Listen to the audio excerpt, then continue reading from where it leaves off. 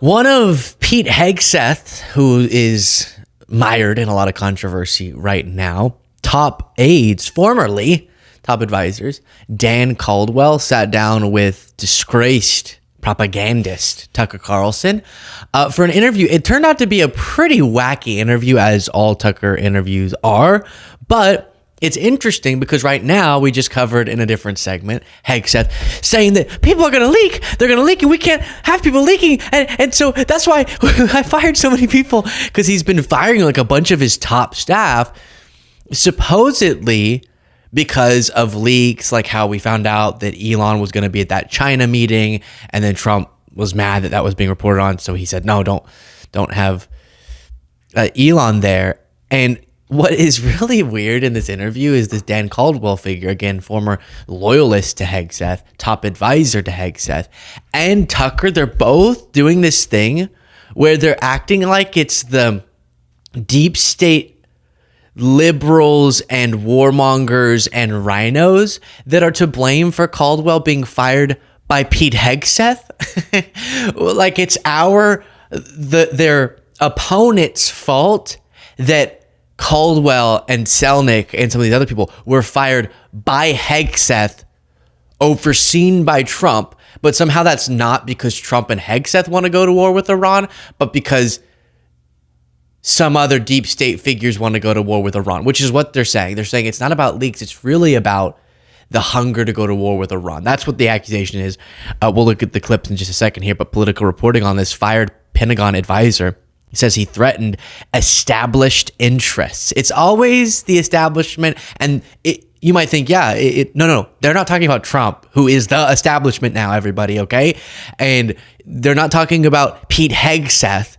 They're talking about some forces working against Donald and Pete. A Pentagon advisor who was abruptly fired with several other Defense Department officials amid a leak investigation is disputing the stated reason for his dismissal, arguing he was purged over his foreign policy views, including opposition to an attack on Iran. Dan Caldwell said in a podcast interview Monday that he was not responsible for leaks that were used as justification for a purge that has caused turmoil at the Pentagon and prompted to calls for Defense Secretary Pete Hegseth to resign. I've been describing that collapse. He insisted he never leaked any information and that neither he nor two other fired officials, Carroll or Selnick, were even told why they were ousted. And he's saying it's because he was fighting for things that the DC establishment didn't want. Let's listen. And you saw that transition too. Well, you feel it. You feel it. And it I'm not involved at all. I'm just watching. But it seems like the fastest way to derail the whole project, the Trump administration and the United States of America, is a war with Iran.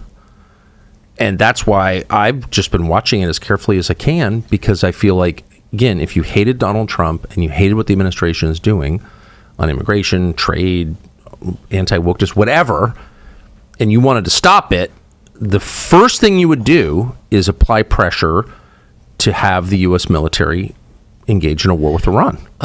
Wait, we're going to go through this piece by piece.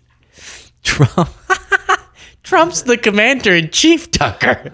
He would be doing the war to stop himself? No, you don't get it. Worked when Biden was in power. You don't get the deep state scapegoat on everything when the deep state is MAGA now. Sorry, no, it's working. It's not. The people who were fired at the Pentagon, who supposedly are being accused, I don't even know what he's sitting right here, but it's a MAGA firing a MAGA.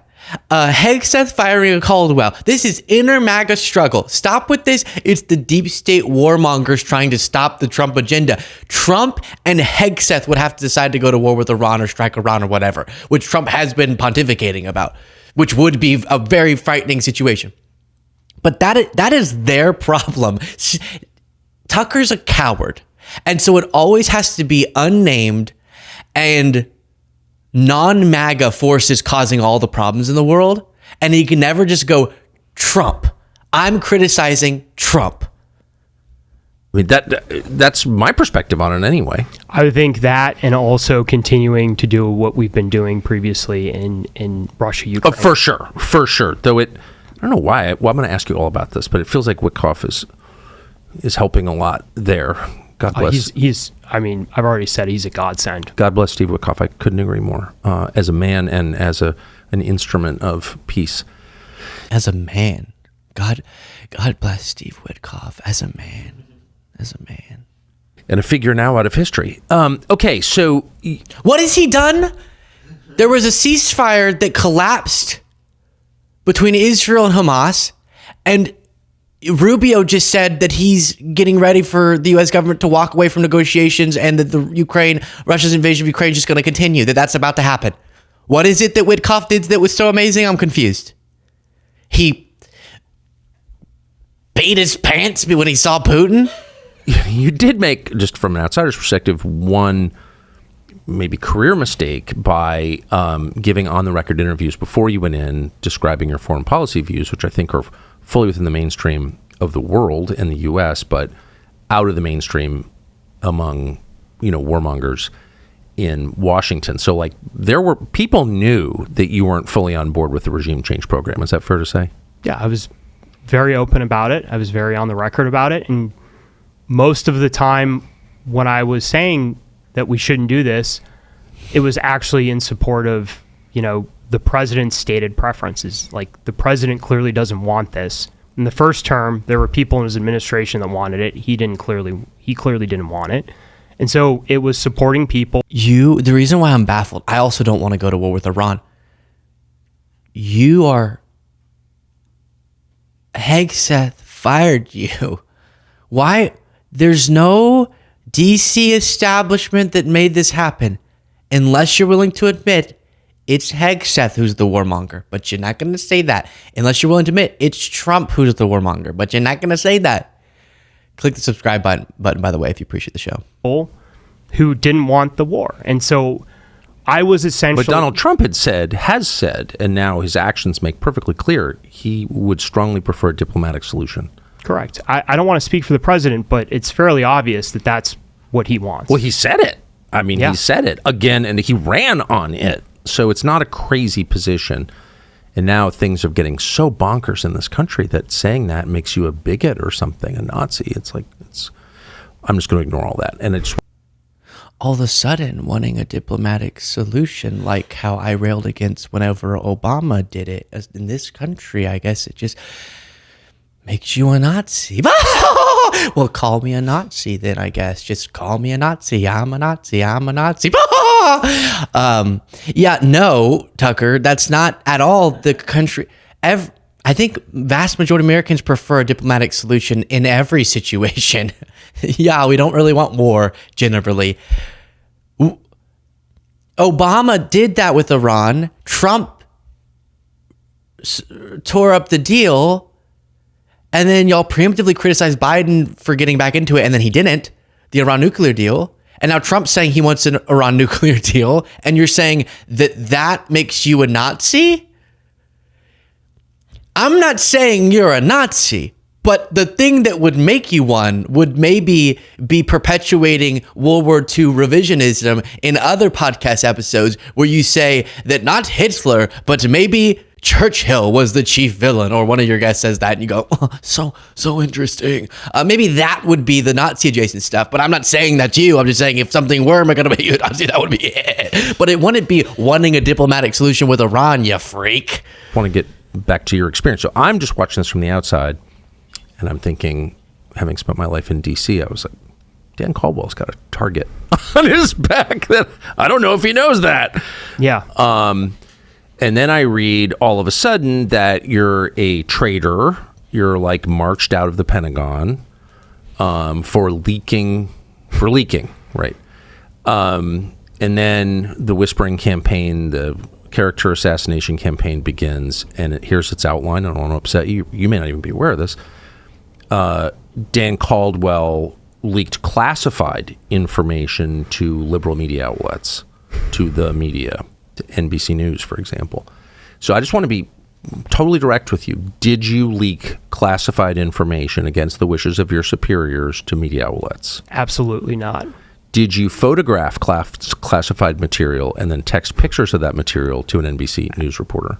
Absolutely not. And I have not spoken to an NBC reporter while at the Pentagon. Do you know what you've been accused of?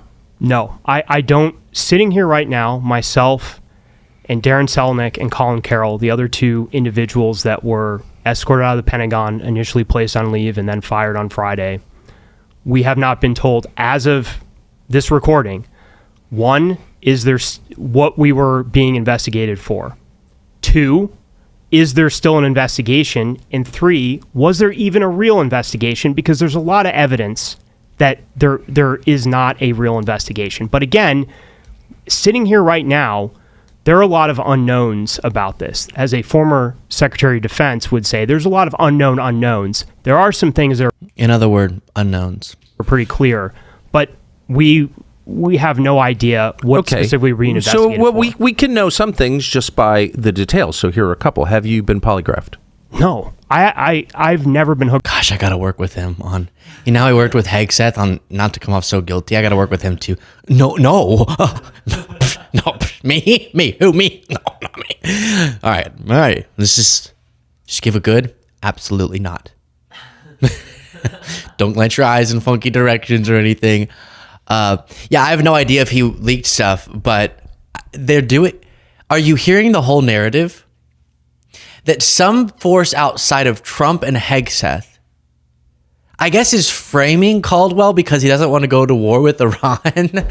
Oh, it's so tiring. Hey, how about you grow and one time criticize the MAGA leaders? Because guess what? They're the ones with all the power right now. The whole everything's out of my hands. It reminds me of the Chris Cuomo interview with Tucker where Chris goes, wait, if you have these conspiracies about why like the different files, the JFK files and the Epstein files aren't being released, why won't you just text all of your friends who you have the number of who are currently in power, like Trump, like Vance, like all those senators that you're talking about, and say, why haven't you released them? And Tucker was like, well, I don't know. No, because you like sitting on the sideline and yapping your mouth and perpetuating these fun, they give you these little tingle in your tummy.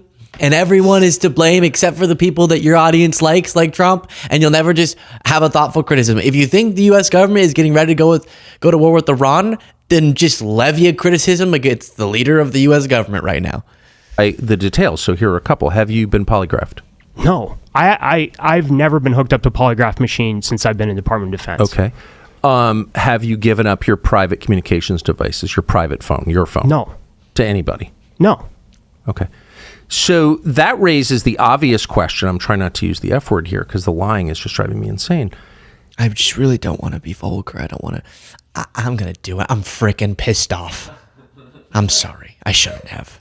You're being accused of leaking classified information, but the people accusing you would have no way of knowing whether you did that or not because they haven't polygraphed you or taken your devices, your private devices, correct?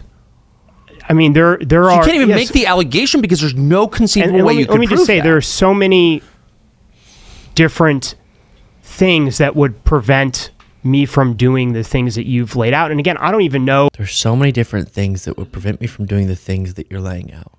Okay.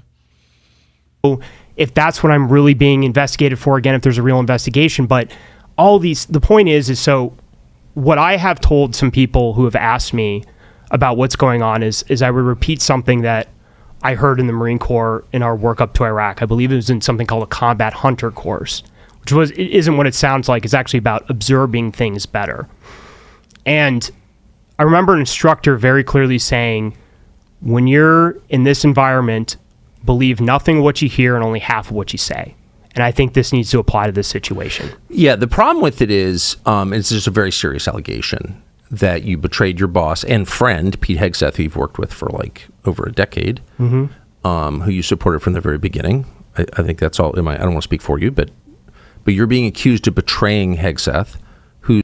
We got to get Tucker a different haircut too. I noticed like sometimes when he'll turn his head, the hair, and I've had my hair struggles, so I'm not, y'all know me. If you've kept up, we get half of our show mail is about the head. I'm kidding.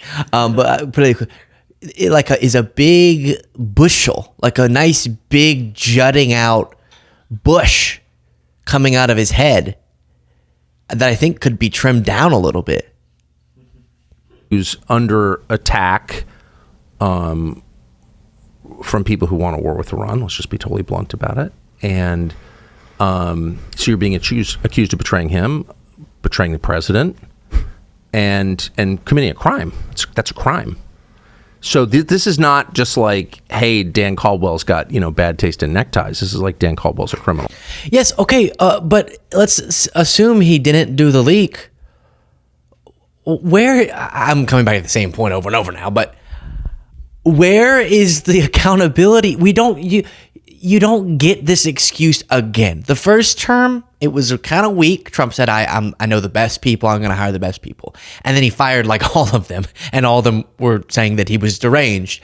And then he ran again, and we went, wait, why do you trust the judgment of someone who calls so many of his former top officials and cabinet officials deranged, lunatics, rhinos, but he picked them? And you said, no, well, that's because he had just gotten to DC. He didn't know much first term. Now he knows everyone, and he'll have the judgment to pick the right people, to put them in the right positions, to clear out the bureaucracy, and to lead effectively. He won't be misled by the Boltons again, right?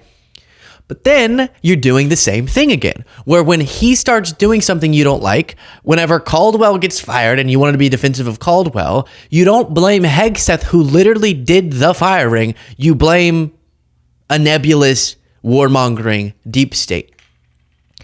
But Hegseth is an adult, sort of, and he has the full ability to review the evidence that they say they reviewed that proved Caldwell leaked and make a thoughtful decision.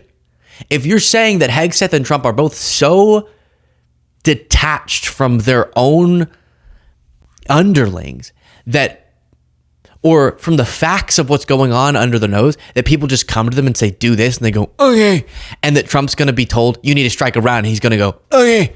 Well, then why do you think he's such a good leader if that's how weak he is? And that's how mushy his brain is?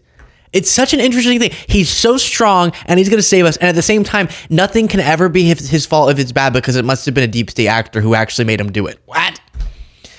Share your thoughts in the comments.